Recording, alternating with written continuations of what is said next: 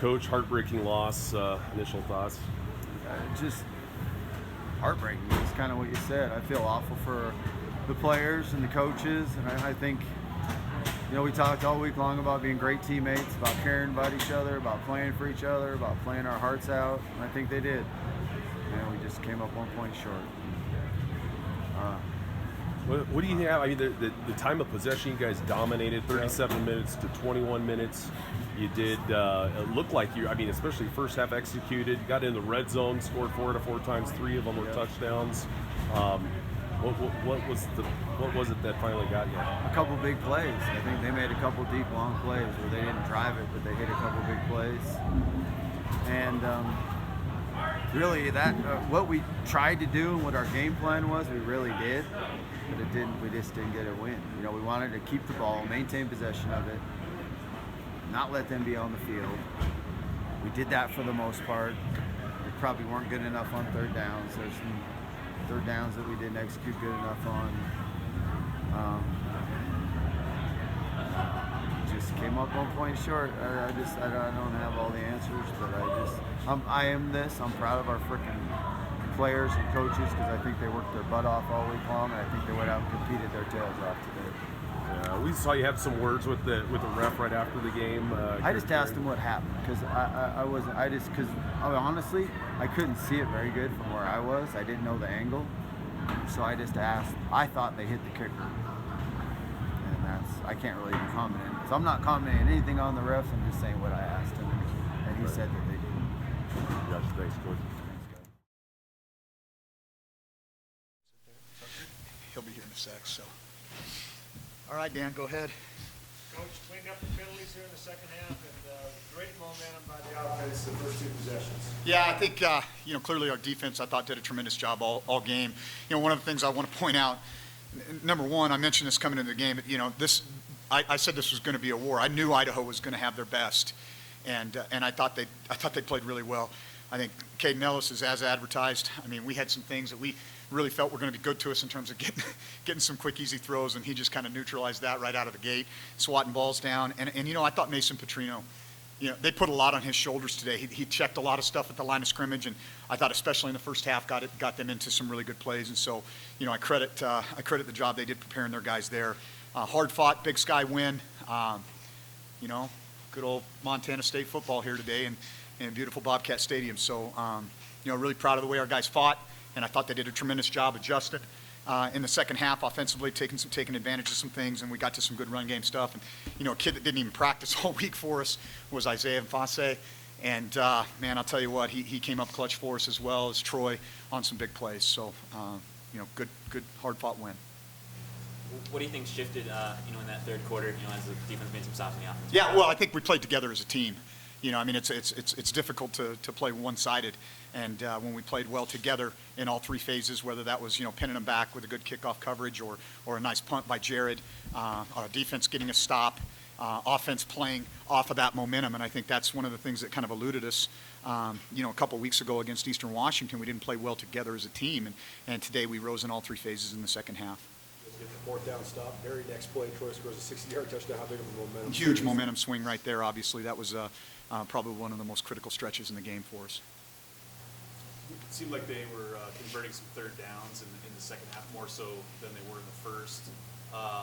So how important was that for your defense to sort of, as you say, swell up as the field gets smaller? Yeah, I think that was obviously, we had a great call on the touchdown. You just got to tip your hat to the Unger kid. They were trying to throw Philly special to Mason Petrino in the end zone there off the reverse action. We almost got the guy tackled before he got the ball off, and then, he just kind of weaves through on a broken play and makes something happen. And so, it's football, man. They've got good players, and they made some plays. And I thought, the thing I thought that Mason did a nice job of, he's not going to push the ball down the field a whole lot, but the receivers came back to the ball and hit some of those sideline routes to extend drives in the fourth quarter in particular. When they scored that touchdown, what's going through your mind that 30 seconds before the kick gets called no good? Well, number one, let's try to block this thing. And then, how are they going to approach the kickoff is certainly the next question, right? Which, do they try to, they're probably going to kick it deep in that case. So, we got to set a return. And then if they miss it, obviously, or we block it, then, we've got to have our hands team ready. And so that's the most immediate thing that's going through your head. and then obviously, getting our 2-minute stuff ready to go offensively and putting us in a position where Tristan can get a chance at a field goal. What is it about this team that lends itself to starting the way you did today and now finishing strong like you did today? Well, if I had the answer to that, we'd start a lot faster. I can tell you we talk about it a lot, and we try to make that a priority. Even the way we practice. We practice with a lot of our team drills early in practice to try to, emphasize that idea of starting fast. But the one thing I know is we've got a group of young men that are going to fight hard regardless of the situation, and they don't panic at halftime. I think our coaching staff does a good job of bringing them back together and refocus them on what needs to be done. And I think if we're within 2 scores of any game, we're going to be able to punch our way back into it, and we did that this evening. The long touchdown run by Troy, the 60-yarder, was that a call Broken pass play? Yeah, I mean, they had everybody to the field side, and kind of broke down. And I mean, when he looked at it, he was like, "Oh my gosh, there's nobody here." And so it was, he's fast, so that's good for us. Some of those key stops in the third quarter, I guess, what did you notice from the pass rush? Well, we've been really flushing the guy a lot that day. We got a lot of hits on the quarterback. We flushed him from the pocket a lot. And one of the things that we actually did was we stopped going with our speed rush, and we squeezed him a little bit. And I think that allowed us to condense the pocket and not let him get out. And even if it wasn't a sack, he didn't have an opportunity to extend the play with his legs. And so I think that was critical, just stylistically changing how we were approaching our pass rush. When you wake up and it's Bozeman weather like it was, where does it impact the way Not you're at all. Yeah. We practice in this every day. And it's never nice in the morning. Ask these guys. So it's our advantage, I guess. The fact that Idaho had to burn 5 out of their 6 timeouts. I was shocked. I mean, even in the first half, that was crazy that happened. And then obviously at the end of the game, with 3 minutes left, you're not thinking, hey, 1 first down and this thing's over. But that's what it was, because we were on the chart. We were on the take a knee chart after that. All we needed was 2:40 because they had no timeouts left. And so I think that was, in hindsight, that was a critical thing that happened. And they were doing so much check with me at the line of scrimmage. Mason was in charge of a lot of that. It appeared to me that, oftentimes they were getting up against the play clock. Out of halftime, it seemed like Idaho was playing a lot of man, and then you guys take the shot, barely miss it, but then get the shot again. Was that a point of emphasis to try to go after? Yeah, well, we had some things available to us for sure, and we'd missed on a couple, and on that particular situation, I was like, hey, just do it again. Just dial up Poncho and let's go.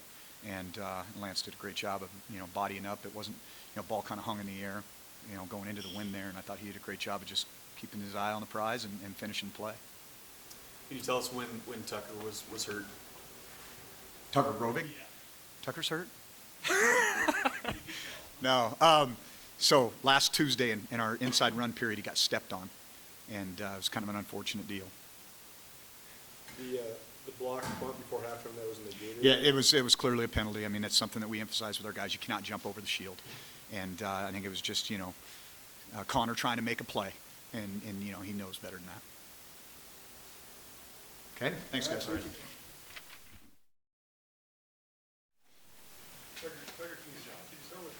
talked about the quick side, strong side thing. It seemed like you guys adjusted to it almost instantly. What is that like to go against that kind of style? I mean, I don't know. We didn't really base anything off that. We kind of based it off just backfield and tight end sets and what their tendencies were off of that. But, I mean, if 74 was to the tight end, we figured it was pinball stretch, which they were hitting on us in the first half there a little bit. But, yeah, we figured it out there. I expected this to be a total slugfest. It seemed like you guys absolutely embraced that. How were you guys able to make so much chaos at the line? I mean, that's just how we've always played. I mean, that's our mantra up front is to go through the guy, not around him. So that's what they teach. They teach knock-off footwork up front, and we go through the guy, create knockoffs so our linebackers can make plays. As they started to kind of convert some of those third downs in the second half, how did you guys, stay in those possessions and in those drives as a defense? I mean, when they complete those third down, I mean, you just got to go next play, forget about it. They got good players. They got playmakers on their team. Number 8, I mean, he creates plays with his legs and scrambles around and scrambles for first down. So that's going to happen with a quarterback like that. So you just got to go with it and continue on to the next first down, next play. It doesn't really seem like there's much panic in you guys, in the second half. What is it about this team, and how do you trust each other to, kind of come up there strong in the second half?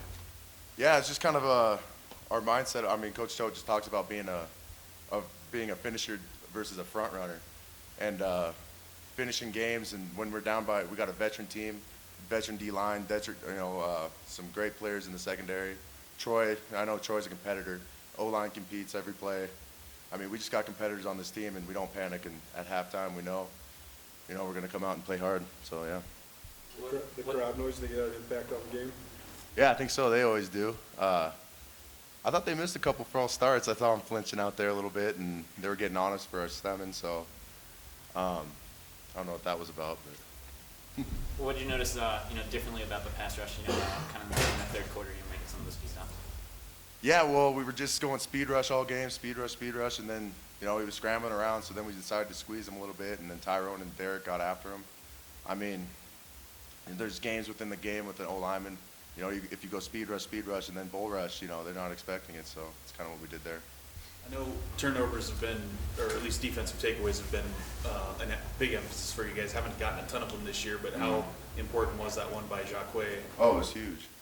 Especially if we go in. I wish we'd have took that in for a touchdown. I mean, that would have sealed the game right there. But yeah, it's just huge momentum plays. I mean, it brings so much momentum to our defense when we get a stop and get a takeaway. If the offense is starting as kind of stagnant as it did, does the defense, as yourself, kind of try and put more pressure on yourself to give support for your offense? Yeah, I mean, we're always playing as a team. We got to pick each other up when the offense is struggling. We got to go up and step up, and when the defense is struggling, they always pick up their game too.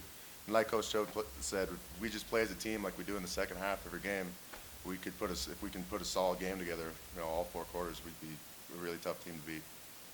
Moscow 2 years ago, and now winning this game. What does this do for you guys going forward, just from a confidence? Yeah, it just builds confidence. We got a huge game next week, obviously.